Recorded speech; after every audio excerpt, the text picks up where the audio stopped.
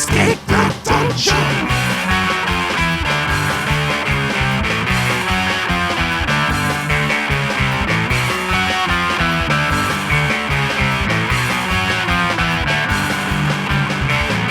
Hello, everybody. This is Escape the Dungeon, the podcast where we ask you to join us as we explore the world beyond the world's oldest role-playing game.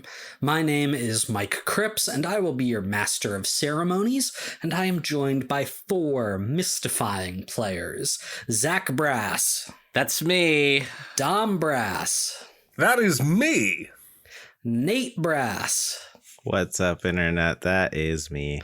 And Tyler Knittle. I am him. And he is I. No, he's Each not. season we will be playing a different tabletop role-playing game. This season we are playing Urban Shadows 2nd Edition, a Powered by the Apocalypse game published by Magpie Games. I'm trying to psych myself up a little bit here, guys, because there's something I'm a little interested in talking to you guys about. But I just know you're immediately going to be like, no, shut up, Mike. Chicago Pope. Okay. Ugh. Yeah, maybe don't say it then. Maybe just skip. I'm curious. I have Maybe to, just skip. I'm asking you guys to invite this topic in with open hearts and open minds. No promises from any of us. I think I can speak for really all of us. ready No promises. to listen, you know. Get on with it. Oh dear. Okay, just Look, yeah. we'll mob you if we need to, but right now, just say it. Spit it I'm out. just going to say it. Baseball is good, you guys. No. Okay. Okay, you know what? This is fine. It's not. That's silly. But I'm not you're mad wrong. at you. I'm not mad at you. Like, I can have this Yeah. conversation. I don't mind talking about how It baseball seems like a sucks. silly conversation. Yeah, it seems like very silly, but Mike, baseball it's all right. Yeah. I've been down on it for a while because, it's just a bunch of dudes standing around waiting for a ball to get thrown. But that's it's so kind boring. of what's And good then about it. but no, exactly, because I realized I sound like all the people who talk shit on soccer. Oh, it's boring. It's so low scoring. Only little kids play it. No. Let me explain to you the reason why. There's a couple of reasons. First off, it's too long. It's way too fucking long. Well, don't they have a clock Like, now? Well, There I don't is know a- because I don't keep No, that The much fact of that you had to Mike ask Kimber that one. question, Tyler, means it's too long. No, that's a fair question because this is a relatively new change, is that they have added a pitch clock. So now pitchers only have a certain amount of time to throw the ball for each pitch, which has Magical. drastically sped up games. Okay, Oh, that's that might help.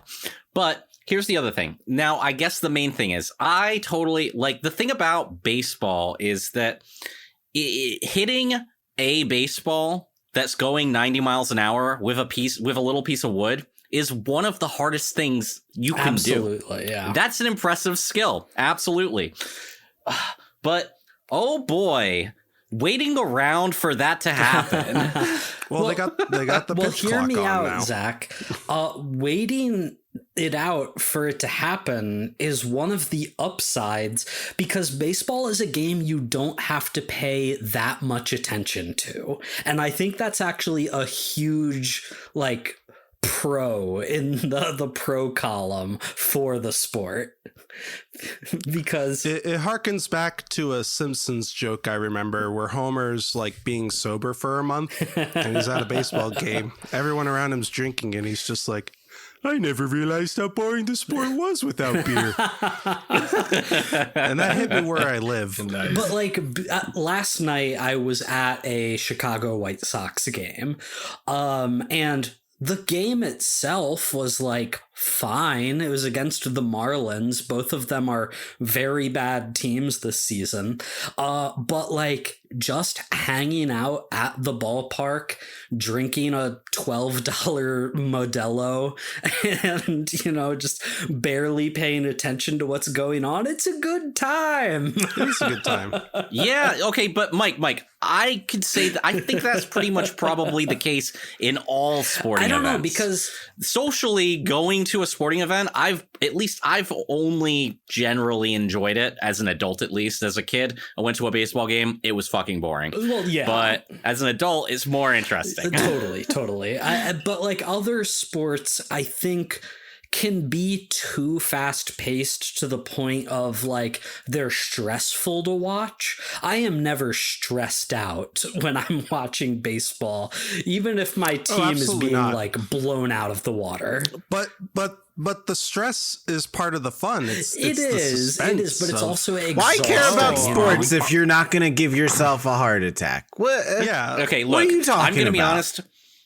I truly only get stressed out watching my team lose or teams that are really big rivals against my team win in the one sport I care about. So I could go to any hockey game and not give a fuck. I could just enjoy the spectacle of the sport.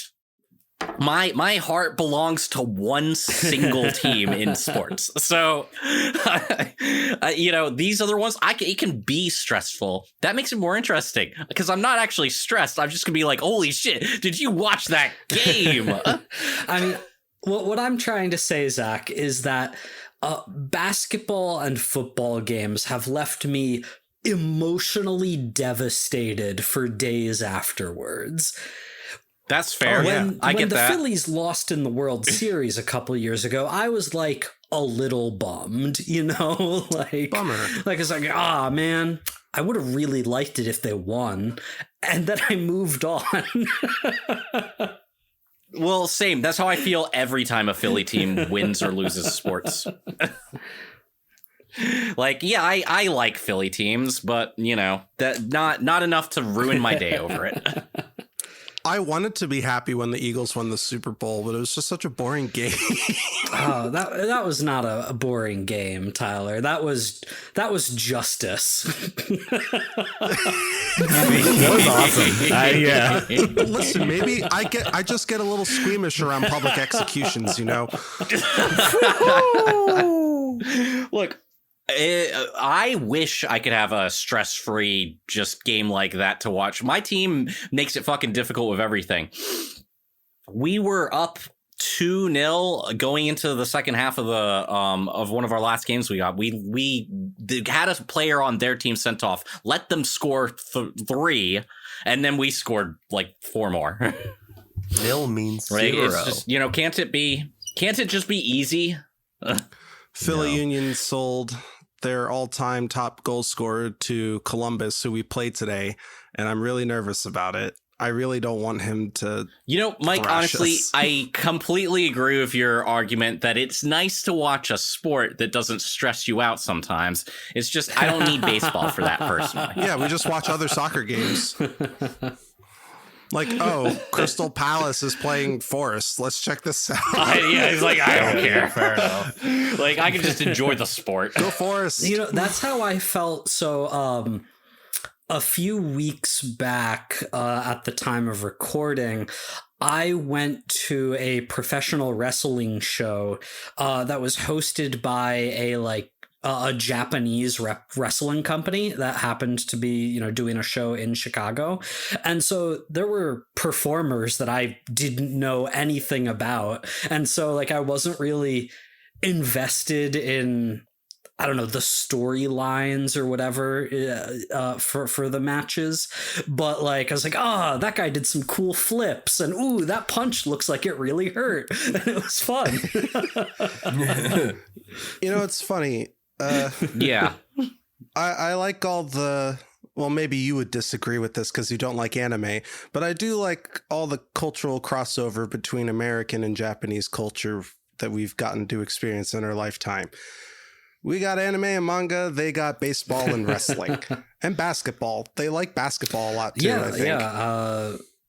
Gosh, I could go on a tangent about They're not just that, but basketball Western and movies. international, Obviously, everybody watches Well, Western everyone movies. watches Western movies. That's like our biggest export.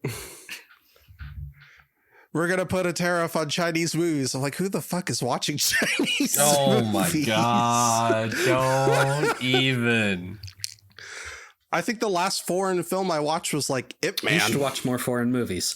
That says yeah, more that about is you, definitely Tyler. not the last foreign. Yeah, Tyler, what the hell?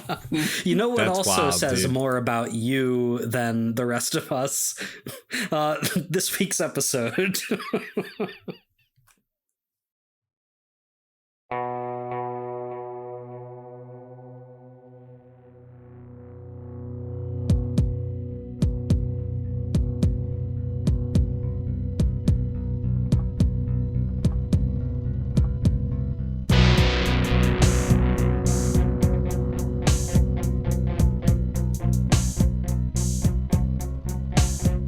Previously on Urban Shadows, Ezra's been given a new task by his new patron, who is actually his sister Cassie. He needs to help her bring back Johnny, her dead fiancé and Ezra's dead friend. This has brought the gang to a demonic casino run by Mammon. Ezra agreed to do a favor for Mammon in exchange for information, and learned that Johnny's soul is part of a menagerie of souls owned by the One Split in Two, a figure of interest to Chris. Mammon immediately cashed in his favor, asking Ezra to deal with some Red Vineyard vampires in the casino who need to settle their tab.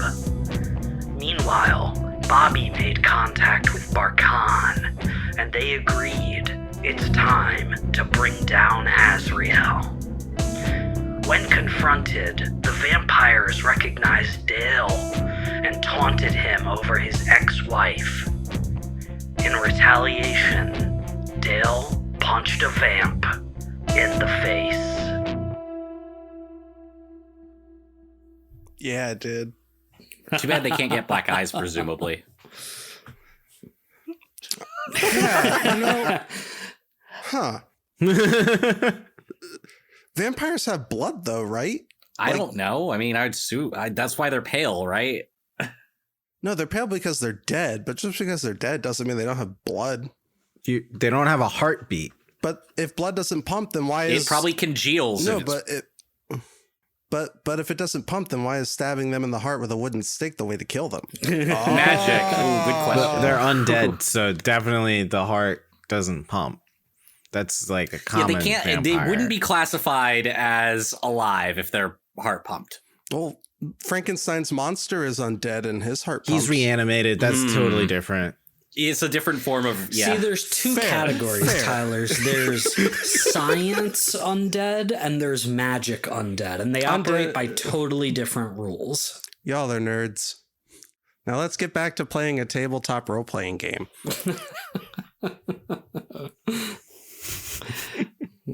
Let's get back to it. Nice. So Dale has just punched a vampire. So Dale and Ezra are dealing with the vamps. Chris has sort of hung back and is watching this, if I recall. And Bobby was kind of off doing his own thing for the moment. And Dale, you rolled a 7 on your turn to violence, if I recall correctly. If you say so.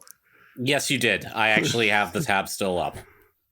Okay, cool. I did. Yeah. We got roll 20 to verify. I did indeed roll a 7. I got a 6 and a 2. -1. Something bad happens to you when you turn to violence as well. And, I didn't address that at the end of the last episode because I thought it was just more fun to end it the way that we did. But, I can't just ignore that now that we're starting a new episode. You just want to get to the part where you hurt us. I know. I get it. Here's the thing. I'm not gonna inflict harm on Dale because I don't think that's the most interesting thing that I can do right now. No, I go on. I'm excited. Because the three options I have when you turn to violence is I can inflict harm on you. Not gonna do that. Create an opening to flee. Not gonna do that either. Put you in a bad spot. Mm-hmm.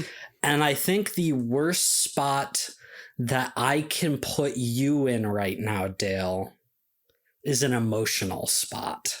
Yeah. Get his ass. So Dale has just punched a vampire to the ground. He's fallen. His nose is broken. And he's like, bleh, just in surprise. A few imp-like security guards sort of swoop over towards you because a fight is breaking out. And they're sort of like just getting in between the group of you and the vampires.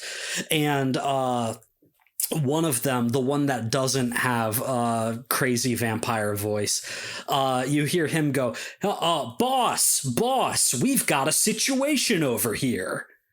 And you look up, Dale, and you see walking over to the table where you confronted this vampire, two people.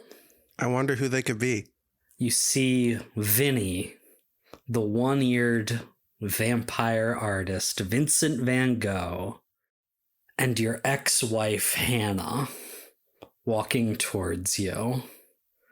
Vinny's got his arm, around her waist, and they're both holding drinks, and they're both looking a little confused at first. They just see, this guy on the ground and, some of his friends sort of freaking out as security guards are starting to get over here. But then Hannah looks up and she sees you, Dale, and she fully just like drops her martini to the ground. We see it fall and spiral in slow motion. While opera music plays. Yeah, exactly. Total silence. Dale? Dale, is that you? I imagine Dale has the vampire on the ground, like by the scruff of his shirt, and like fist raised, ready to give him a second taste. And he hears the familiar voice, like an angel from above. And like fist wound, ready to drop and break a vampire's nose more. He sees Hannah and he just freezes. Dale's not prepared for this and has no idea how to react to this situation. Yeah, I mean, obviously on like your emotional level, right? But also Hannah is in a demon casino right now. Yeah. All right. Show's over, guys. Show's over. Why don't you pack your shit up and get out? Dale's gonna drop this guy. He falls like 6 inches further to the ground with a little kunk. And I'm going to rush over to Vinny and grab him by the scruff of his shirt. As you like lunge towards him, the security imps are like fully getting in your way, trying to impede you. If you would like to roll with blood, you can to see if you're able to like get past them and get to Vinny, or you could just like let them restrain you. I'll let them restrain me. I think that's Okay. a better thing. Yeah, as these guys grab my arms and, hold me back, I'm still going to be trying to go at Vinny. I'm just like, who the hell do you think you are taking her to a place like this? Vinny just smiles at you at this point. Just this casual, confident look on his face. But Hannah, storms up to you, furious. Dale, Archibald Tillman. That's not my middle name. Did we establish a middle name? I just chose something I thought was funny. I didn't write one down, and it's my fucking character. Ooh, wow. Okay. I thought this was collaborative storytelling. Yeah, me too. It is. And my part of the collaboration is naming my own fucking character. Dale, middle name Tillman. Boom. Ooh, she middle named you. Now I got to think of one. Let's go with Eugene. Dale Eugene Tillman.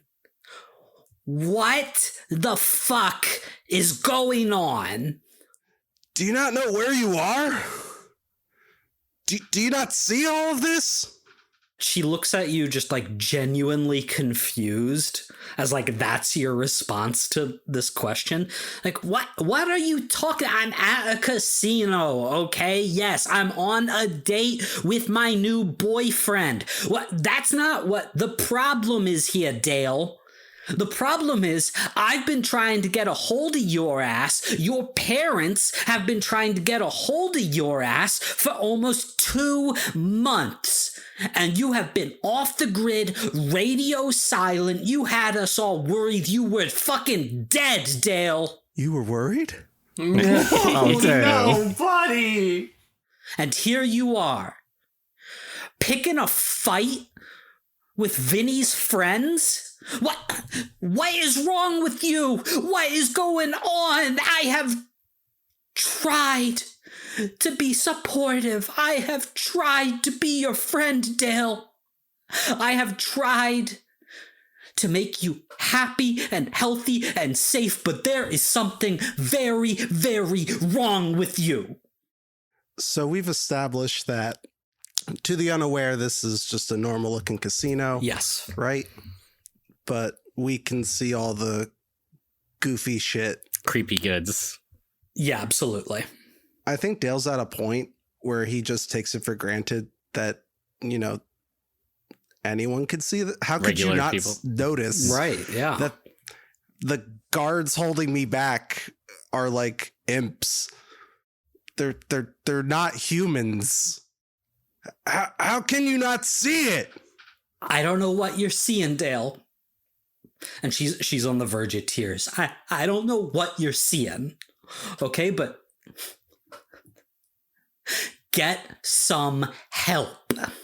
Because I am not going to try to help you anymore. You never listen to me. How can you help if you just don't understand? All I ever did was listen to you. Okay? Not anymore. Not if you're not gonna listen to me. Vinny walks up and that confident smile on his face has now been masked over with a look of concern, maybe genuine, maybe not. And he puts a hand on her shoulder.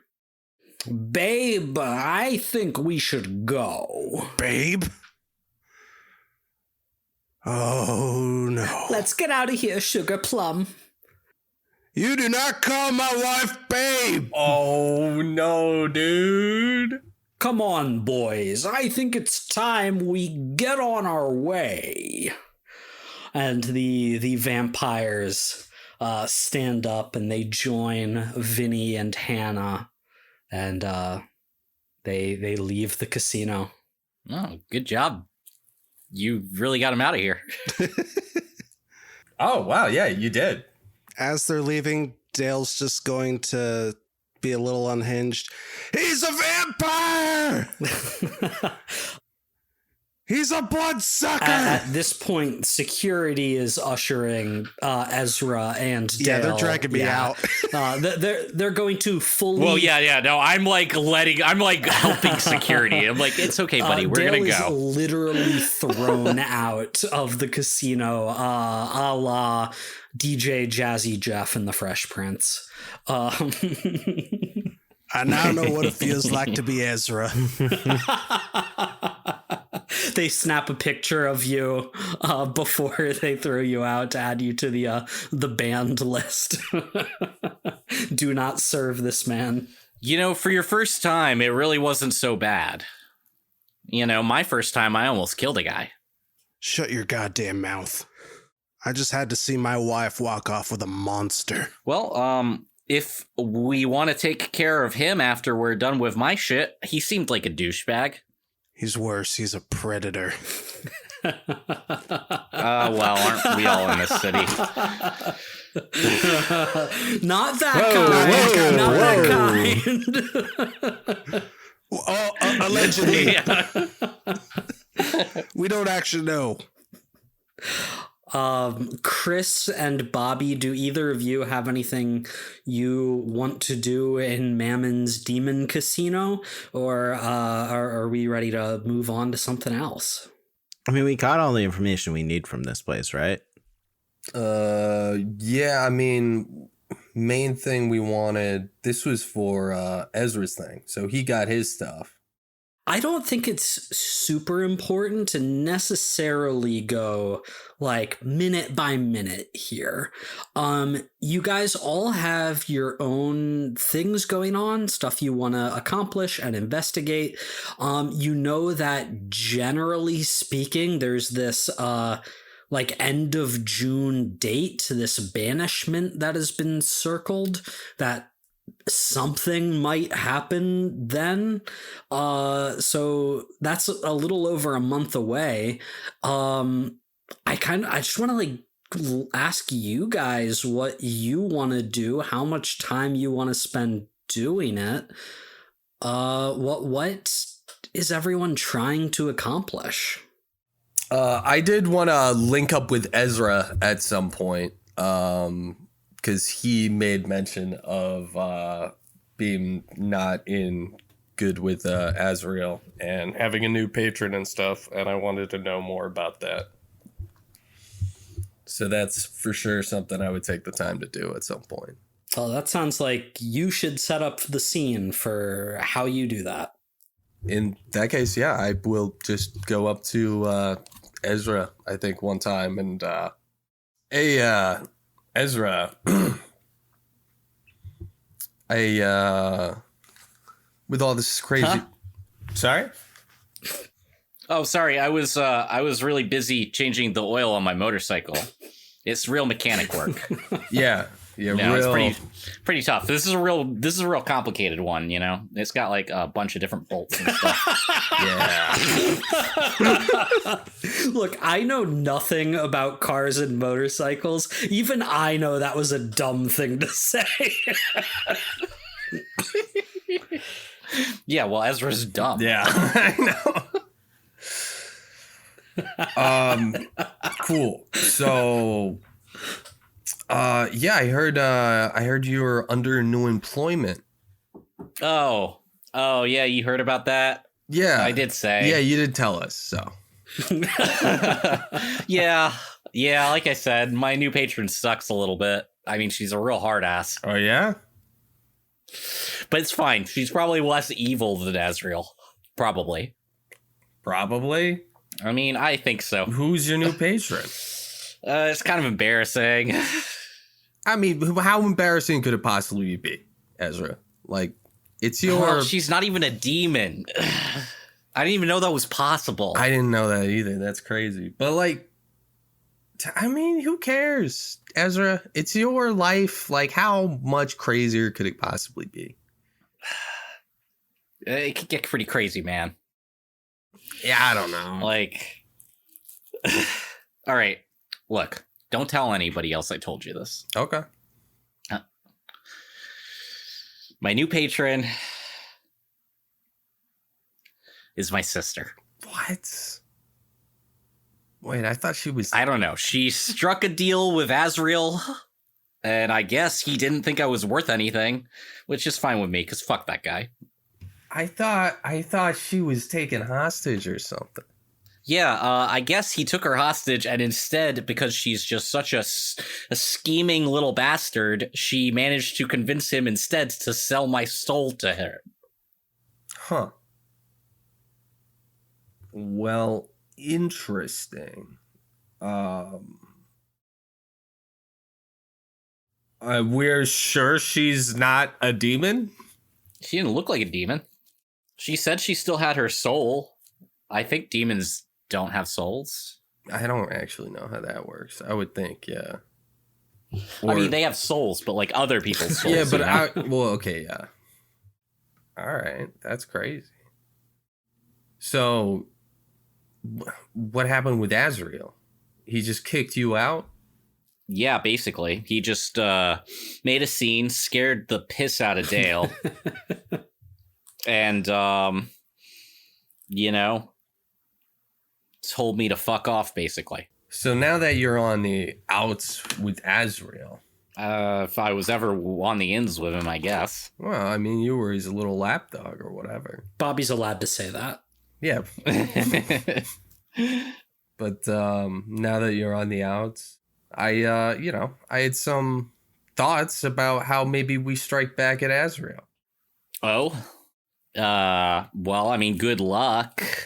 I mean, you're not interested in striking back at him? Yeah, sure, but like, he'll kill us.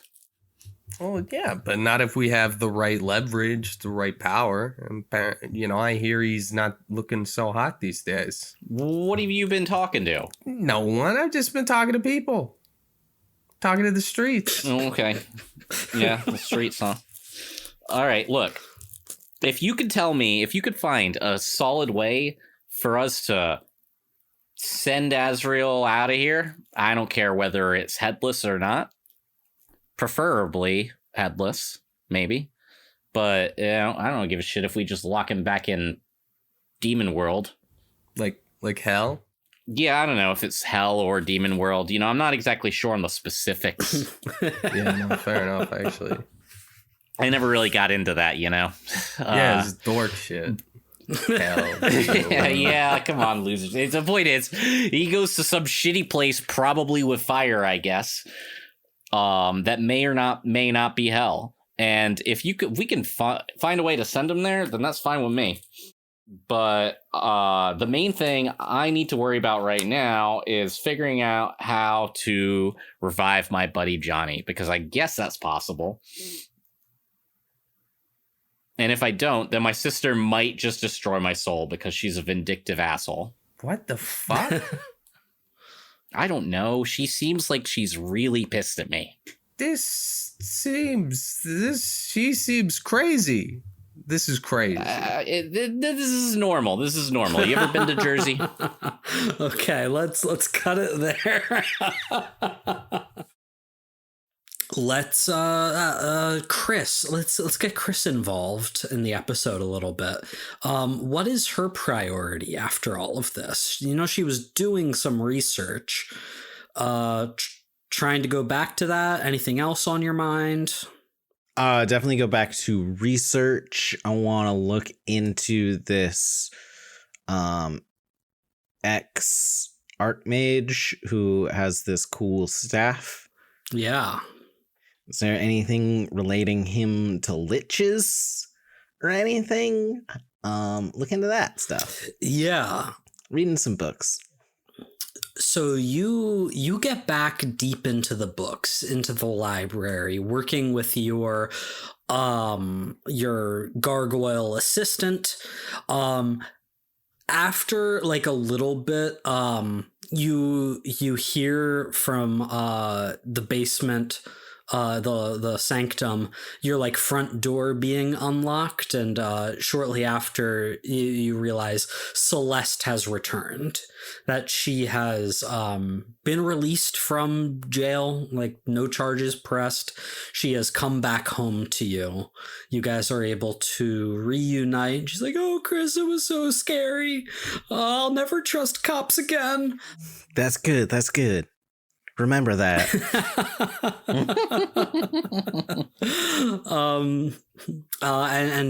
Once she is able to like relax and calm down a little bit, as your newly reunited ward, she is also able to help you research. All right, wait 1 second. If Celeste is home, quick change of plans. I'm not role playing sex with you. We're Nate. gonna bang it out. We're gonna bang it out for a few hours, then get to research. Fade to black. Then we go back to the research. 5 hours later. And so the three of you really are able to get deep into the research of this mysterious figure. You know, we're getting deep, all right. You know, Sorry, they go have on. some history with the powers that be. There's this staff that you found that belongs to a almost heretical member of the organization's past. Nate, I would like you to... Well, before I do that, is there anything in your like Sanctum playbook stuff that might assist you with this? There's the Sanctum Sanctorum roll. When you go to your Sanctum for a spell ingredient, relic, or tome, roll with Spirit. On a 10+, you've got pretty much just the thing. On a 7 to 9, you've got something close, but it's flawed or lacking in some significant way. On a miss, you don't have what you're looking for, but you know someone from another circle who probably has it in stock. Well, that sounds like the perfect thing to do right now. So go ahead and make that roll. You said with Spirit? Yes. Roll with Spirit. Kablamo! That's an 8. An 8, which Probably means the least fun of the options for me to get. which means you have it, but it's flawed in some way, right? Yeah. Okay. You are in the Sanctum, going through the near infinite bookshelves and tomes that you have, trying to find the right one that might reveal something about this figure, the one split in two. And you find a book that is shriveled and burned, hidden in the back, dark, dusty corner of the Sanctum. You pull it out and it's nearly crumbling to your touch. You have to put on like special gloves, you know? But you take it over and you and Celeste and the assistant are all crouched around. And you delicately flip the pages over and over. You realize that this is a diary that has been nearly destroyed. But there are some pages in it that are yet possible to read. You're not able to find a name, but this tells the story of a man long ago who was elected leader of the powers that be unanimously. But as he started to take power, those who voted for him began to fear him. They regretted their decision. He used what legitimate power he had as the head of the powers that be. Not magical force, but political prowess to hold on to his position. It's not that bad. I'm a good Archmage. You just gotta trust me. But his detractors, in secret, formed a cabal. They elected a new leader amongst themselves to try and take this legitimate leader down, according to this diary, from what you're able to make out of it. They tried tapping into some real dark magic to do so. Reality warping magic. The diary ends with the author discovering this plot against him. And the tone in which it's written is just dispassionate, cold anger. And describes how he set up some defensive wards to protect himself from this plot of this cabal.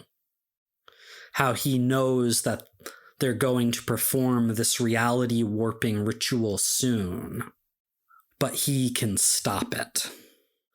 And the last legible thing in the diary seems to be a nearly destroyed signature.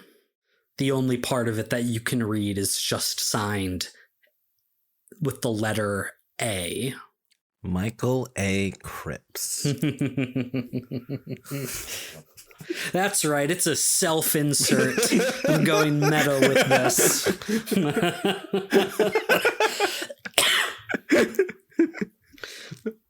It's like he's some sort of master of ceremonies. Actually, Michael A. Cripps doesn't get hurt by that. Because he's too powerful. And I think that this is the second of the, like, capital C clues that you have found, Nate. Yes! Question. So you said this is a diary. So is there any sudden changes in tone from the writer?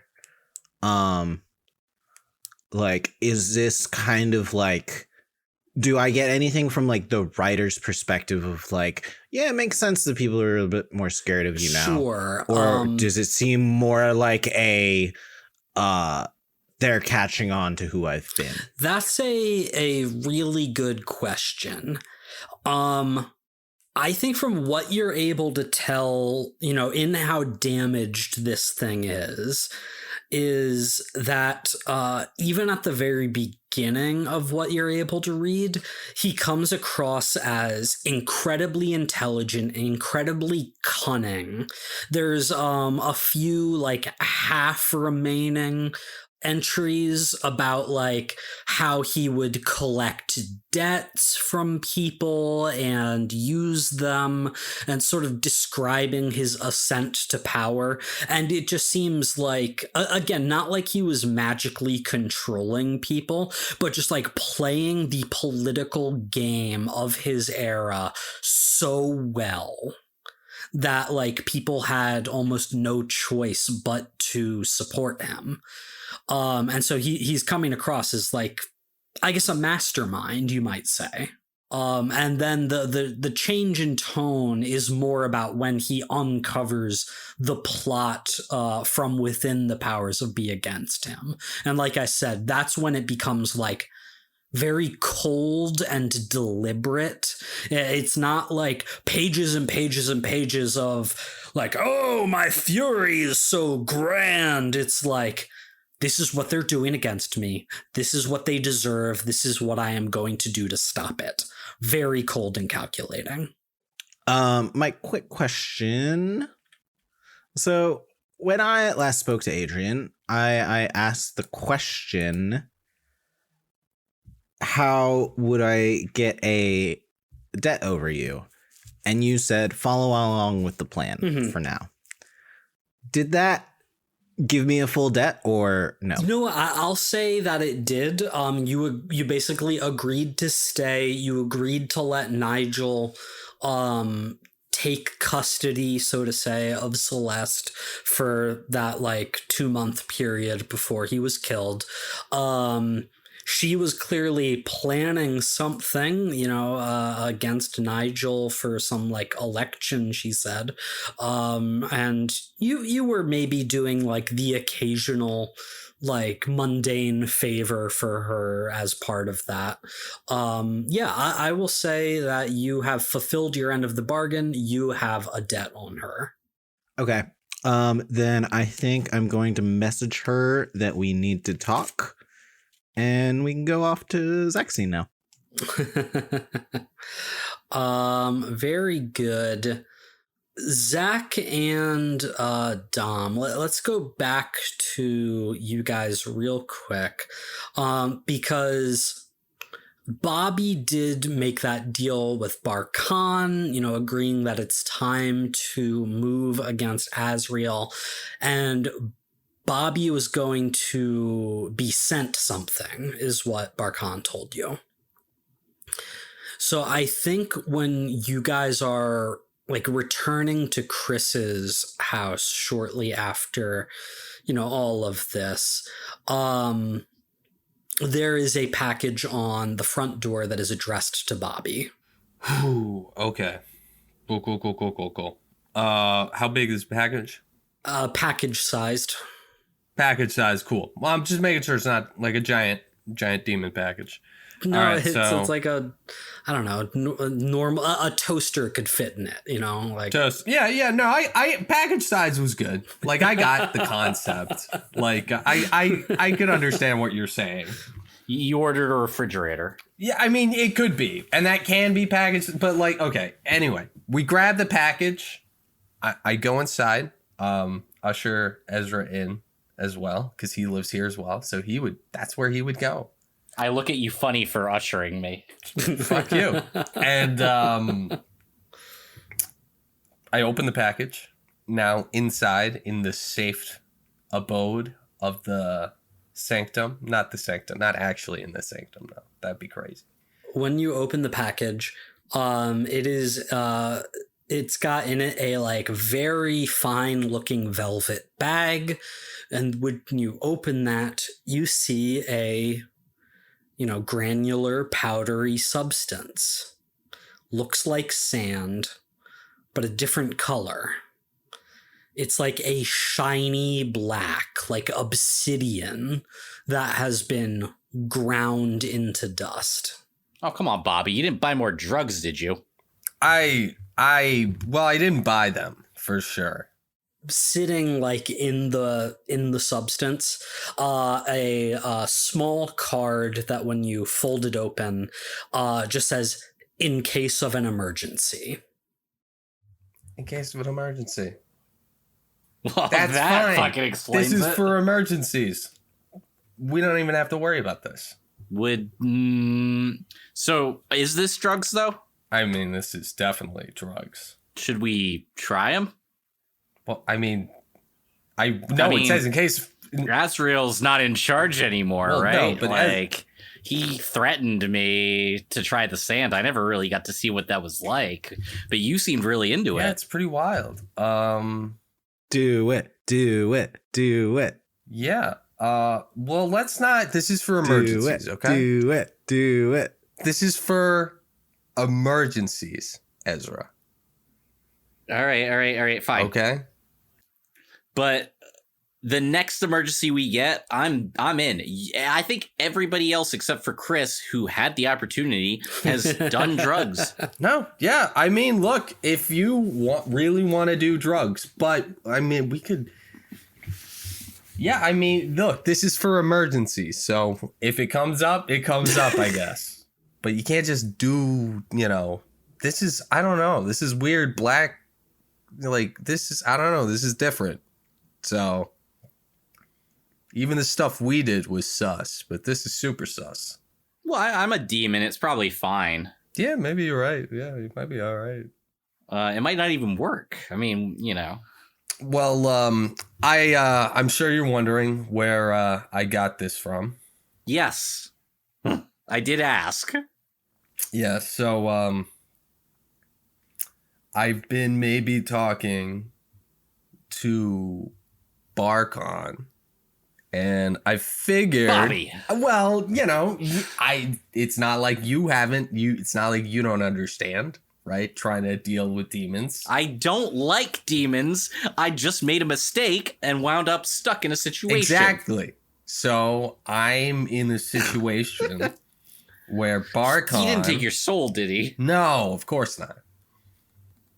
Unless there's something that happens immediately when you take drugs. I don't think so, but I think I'm okay. I only did it like 3 times or something. I think I'm all right. But, yeah, I mean, look, I need a powerful demon to kill Azrael, so... Oh, so that's why you hit me up. That's the idea. Well, I mean, like, if you could kill Azrael instead of Barkon doing it, that's great. But I figured Barkon is probably our best bet. Well, I mean, with this many drugs, maybe. If they do the crazy power shit that they did to Josh. Okay, yeah, but do you really want to get fucked up on these like this? Honestly, at this point, with the way my life's going, maybe. Okay, well, we'll get there. All right, look, Bobby.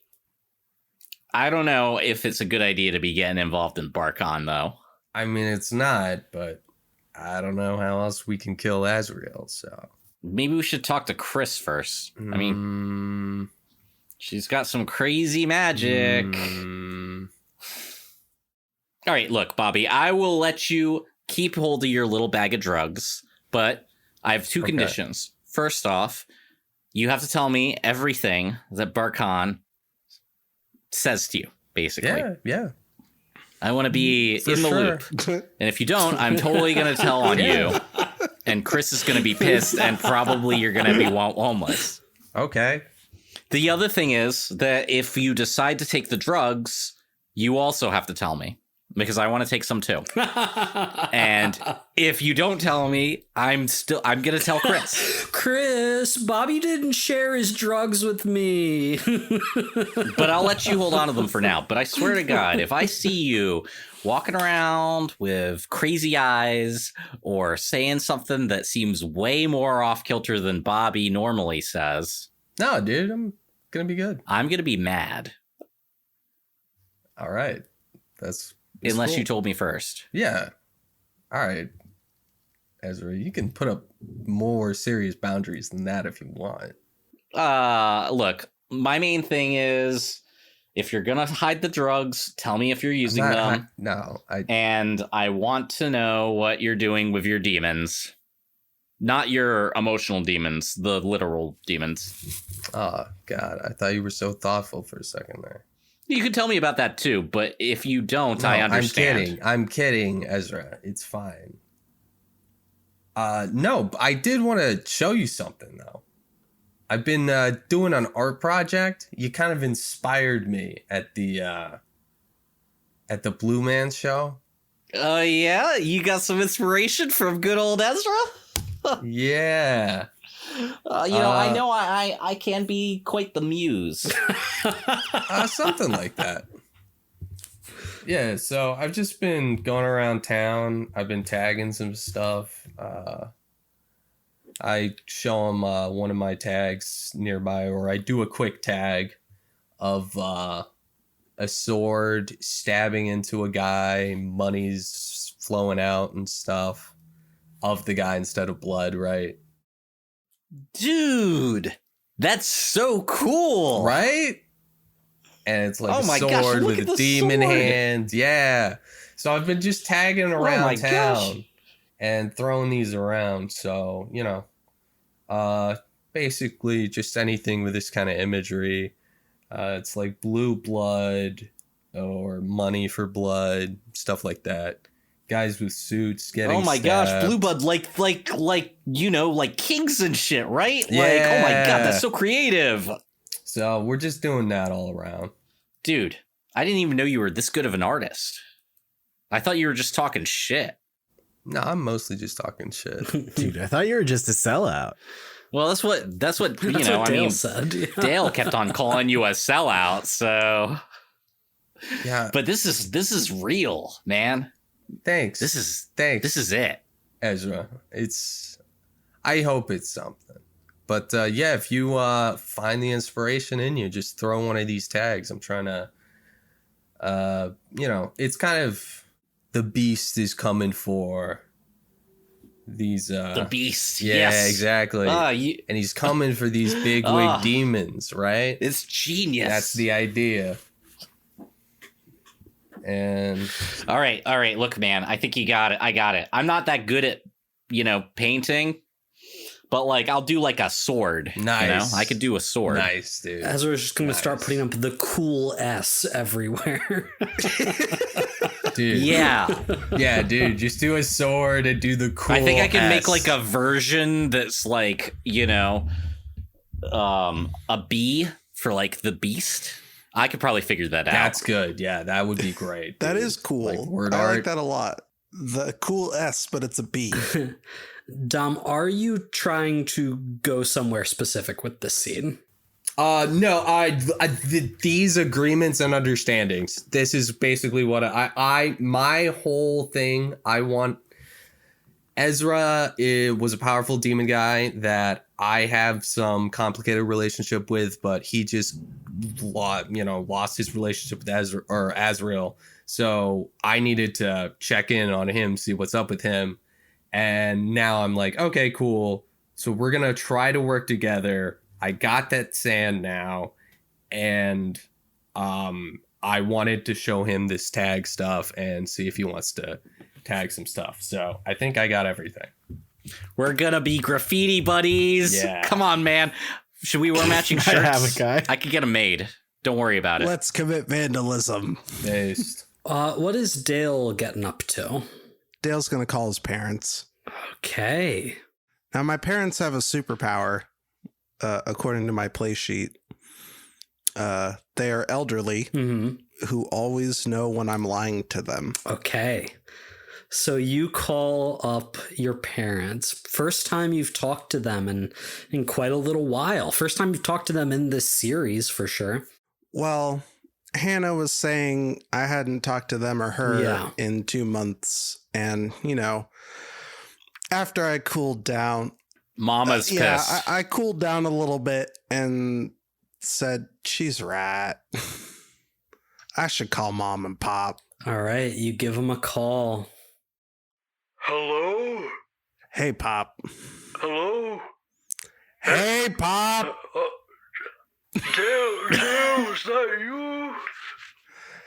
Yeah, it's me. Hold on. Marlene! Marlene! Dale's on the phone! How do I answer? You hit the little speaker-looking button. Give me the thing, Craig. Yes. I'll take a look at it. Oh, I'm so glad that's the voice you went with. Oh, you've got a flip phone. I was about to say the like video chat turns on and they're holding it like I'm super Skyping close. them from my laptop. Okay, oh yeah. So like Boop, boop, boop. you just see like a close up of your dad's elderly eye. I can see you. Dale. Hello. Hey, Ma. Can you hear us? I can hear you, Ma. He can hear Loud and us. Can you hear me? What? Can you hear me? Yeah, the Dale weather's turns really volume. good. Your parents are so delighted to speak with you. We were so worried, Dale. We hadn't heard from you in so long. I'm okay, Ma. I'm here. Dale, you can't worry your mother like that. You're supposed to call every weekend. I know, Pop. I'm sorry. How have you been, honey? Are you eating enough? I would say too much for a while. But I've cut back, but to a healthy amount. I would say. Are you doing okay, boy? Are you getting by? How's work been? Work. Define work. Well, driving your tow truck around and picking up vehicles off the side of the road, you know, your job for which you are gainfully employed. Gainful employment, yes. Let's just say I'm on a bit of a sabbatical. Oh my God, you were fired! Oh, I knew No, it. that's not what I said, That's Ma. what you That's meant. not what I said. That's what you meant. You can't lie to That's me. not what I meant. Dale Eugene Tillman. Oh, Ma, do you have to use the middle name? I'm 40 years old. I'm almost a full-grown man. There's still little enough I could bend you over my knee if I needed to, Dale. Like hell you could. Those replacement knees. I might be on my 7th knee, but it's still strong enough to bend you over. I'd hope so. They were expensive. Dale, what? Tell us the truth. What has been going on? Where have you been? You know, Hannah's been worried sick about you. Hannah was worried? We all were, son. Aw. Well, I know, and I'm sorry.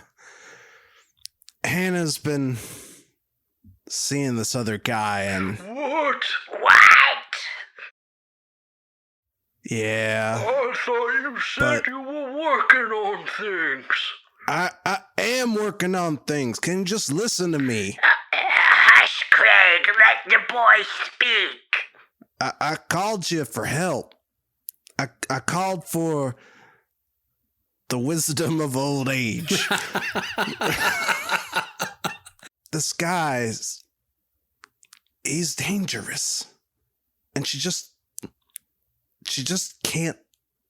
literally can't see it. Like is incapable of perceiving it.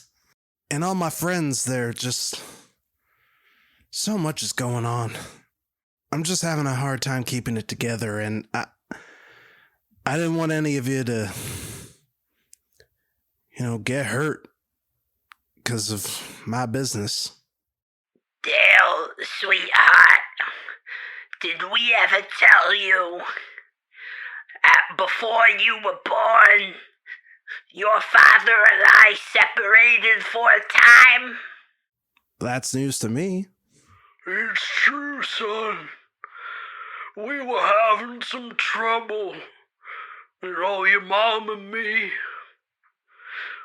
There were times when we didn't know if we'd be able to keep the marriage together. You know what our problem was? When your mother would be upset, or when a problem would come up, I would always tell her what I thought her problem was. I would try to fix what I perceived her problem to be. I didn't listen to what she was telling me her problem was. So what you're saying is, I gotta listen to her, and what her deal is. Interesting. Never considered that. Oh my God. All I can tell you, my boy, is if I hadn't learned to listen to your mother, well, we might have never survived together, and you might have never been born. You didn't stay together because of me, did No, you? no, that's not what I'm trying to say. I learned Okay. to listen. All right, all right, We all right, fixed all right, our all right. marriage, and then you were born. Okay. I just had to make sure. I didn't want to be the glue. No, ever since then, ever since your father learned to really listen to me and my needs and my desires, we've had nothing but a flourishing, healthy, loving, sexual marriage since then. I didn't need to hear And that, now but he other than that listens bit, to that was everything beautiful, I Mark. have to say. My voice, my mind, and my body. Oh my god, dude, this is a lot. Do you listen to him, though, too? Like, is this like a cooperative thing? Or is it just you wearing the pants? Oh no, Dale. We listen to each other. Sometimes I'll listen to her as she's listening to me. No, yeah, that's potential. What if she doesn't listen to me either? Like, if I listen to her, will she just listen to me, or is that going to take some work? Because we're on episode 31, and I imagine there's not too many left. Look, I don't know what that means. It always takes work, Dale. That's what relationships are. They're work. You put in the work, and then you get the work. What? What the fuck? Mrs. Look, Stillman. The sex is great and all. Sex is great and all. Here, not my dick. How come you never gave us a grandchild? I'm working on it. The family name will go on, I promise. Dale, Not much time left. what would Hannah say that you didn't listen to? I got no idea because I never listened to her.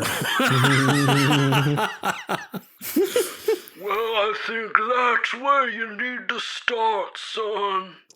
I mean, I listened to her just now when she said, she was upset I didn't let her know I was okay, or let you know that I was okay. Are you okay, Dale? No. Well, maybe that's what you really need to share with her. Okay. We love you so much, Dale. I gotta go, Mom and Pa. I love you too. I gotta go. We gotta go too. My Viagra's kicking in. Don't say it. No, You monster.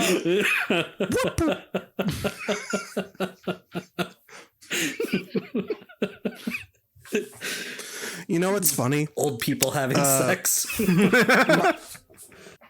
I'm getting. Oh my god, dude. I'm getting to that. My brothers are 18 and 14 years older than me. And when my parents announced to them that they were pregnant with me, they said, and they say this, I wasn't there, obviously.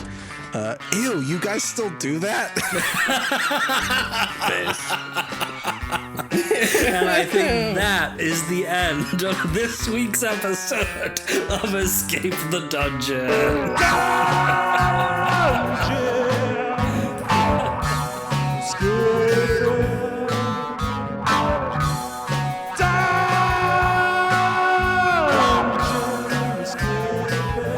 Thank you for listening to Escape the Dungeon. Escape the Dungeon is created by Dom Brass, Nate Brass, Zach Brass, and Mike Cripps, with editing and original music by Tyler Knittle. If you enjoyed this show, please consider subscribing and leaving a 5-star review on your favorite podcast app. To find us on social media, go to escapethedungeonpod.com.